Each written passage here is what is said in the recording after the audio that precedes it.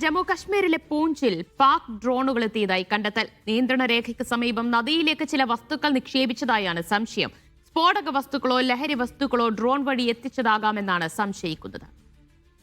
Saju Thomas വിവരങ്ങൾ നൽകും. സജു, എപ്പോഴാണ് അതിർത്തിയിൽ ഡ്രോണുകളുടെ സാന്നിധ്യം ഉണ്ടായത്? ഇപ്പോൾ സൈന്യം പരിശോധന നടത്തിയോ?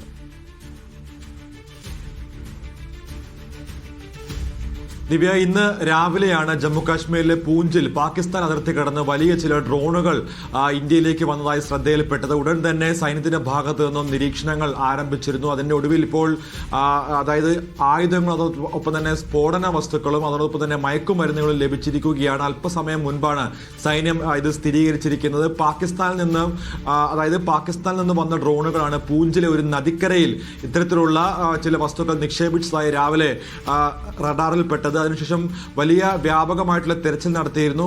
അതിനൊടുവിലാണ് വൈകിട്ടോടു കൂടിയാണ് ചില ആയുധങ്ങളോടൊപ്പം തന്നെ ലഹരി വസ്തുക്കളടക്കമുള്ളവ പാകിസ്ഥാനിലെ പൂഞ്ച് മേഖലയിൽ നിന്നും സൈന്യത്തിന് ലഭിച്ചിരിക്കുന്നത്.